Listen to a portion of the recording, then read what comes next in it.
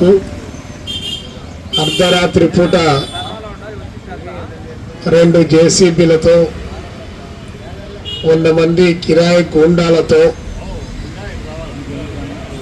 దౌర్జన్యంగా ఇల్లు నేలమట్టం చేసినటువంటి గూండాగిరి చర్యలను భారత కమ్యూనిస్ట్ పార్టీ సిపిఐ రాష్ట్ర సమితిగా దీన్ని తీవ్రంగా ఖండిస్తా ఉన్నాం. బాధితులకు ఎవరైతే ఇల్లు కూల్చి ఇంట్లో ఉన్నటువంటి సామాన్లన్నీ కూడా విధ్వంసాన్ని సృష్టించి సర్వం నేలమట్టమయ్యేటట్టు చేశారో అలాంటి వారి పైన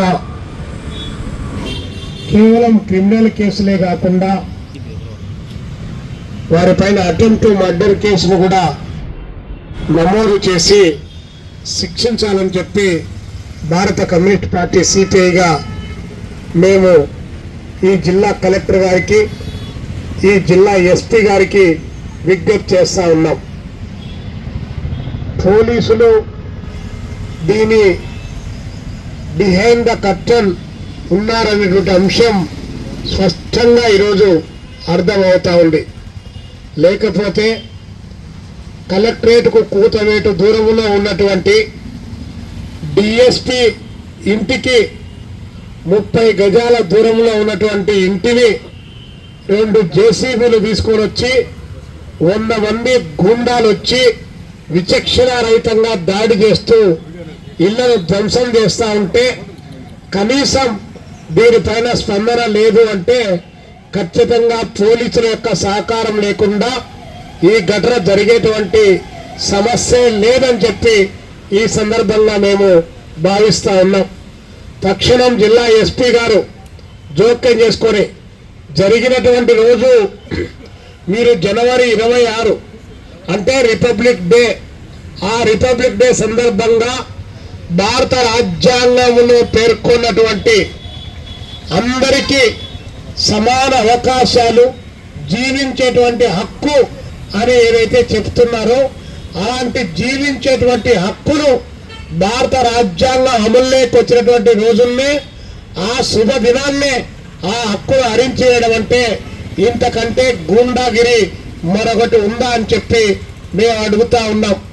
అంటే ఏదైనా సమస్యలు ఉంటే కూర్చోబెట్టుకొని మాట్లాడుకోవాలి, కానీ బాకీలు ఉన్నాయని చెప్పిన తర్వాత ఇదే బాకీలకు సంబంధించి ఇదే 1 టౌన్లో దాదాపు తీసుకున్నటువంటి డబ్బుల కంటే కూడా మరొక 5 రెట్లు వడ్డీ మొదలు చెల్లించినా కూడా ఈరోజు ఈ స్థలాలకు రెక్కలు వచ్చాయి కాబట్టి కలెక్టరేట్ ఇక్కడ వచ్చింది కాబట్టి మెయిన్ రోడ్డులో ఇది కొనసాగుతా ఉంది కాబట్టి ఎలాగైనా సరే దళితులు నోరు లేనటువంటి వాళ్ళు కాబట్టి వారి పైన దాడి చేస్తే ఏ ఒక్కరు కూడా అడిగేటువంటి వాడు ఉండనటువంటి ఆ ఖండ కావడం ఇది సరైనటువంటిది కాదని కమ్యూనిస్ట్ పార్టీగా మేము భావిస్తా ఉన్నాం.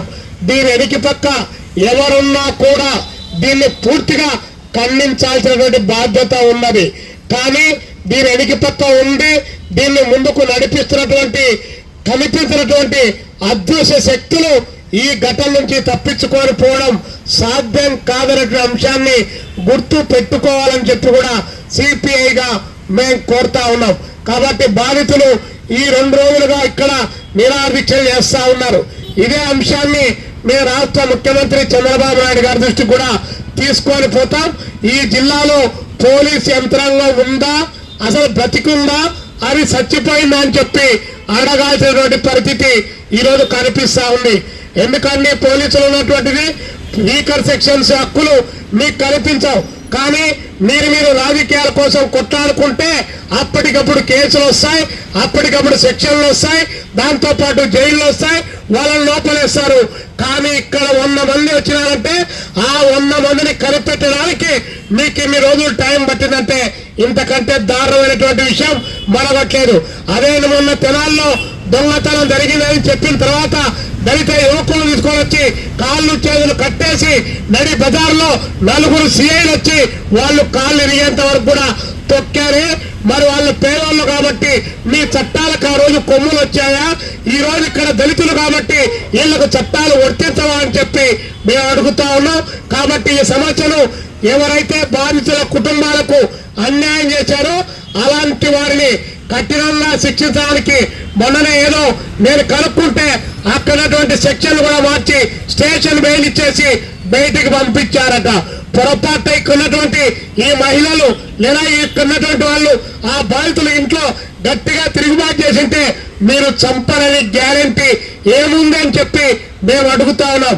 కాబట్టి ఎస్సీ ఎస్టీ అట్రాసిటీ కేసు వారిపైన పెట్టాల్సిందే, అటెంప్ట్ మర్డర్ కేసు వారిపైన పెట్టాల్సిందే. 100 మంది ఎవరైతే వచ్చారో వారికి వెనక్కి పక్క ఎవరైతే ప్లాన్ ఆఫ్ యాక్షన్ ఇచ్చారో వారిని కూడా వెనక్కి తీయాలని చెప్పి మేము చెప్తా ఉన్నాం. కాబట్టి ఇది ఇంతటితో వదిలిపెట్టేస్తారు. ప్రజా సంఘాలన్నిటి కూడా భయభ్రాంతులకు గురి చేస్తే వారు పారిపోతారని చెప్పి అనుకుంటే అవివేకమైనటువంటి చర్య.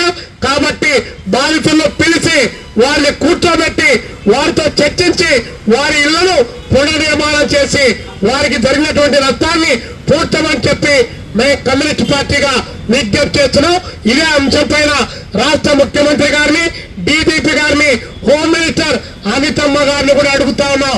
అమ్మా తల్లి అనితమ్మ గారు, నువ్వు ఒక దళితురాలు అని చెప్పేసి నువ్వు హోమ్ మినిస్టర్ అయితే ఈ రాష్ట్రంలో ఉన్నటువంటి దళితుల పైన పేదల పైన దాడులు జరిగితే ప్రత్యక్షంగా స్పందిస్తామని చెప్పి మేము అనుకుంటే మరి ఇక్కడటువంటి జిల్లా పోలీస్ యంత్రాంగం జరిగినటువంటి దాడి ఘటన మీ దృష్టికి తీసుకొని రాలేదా?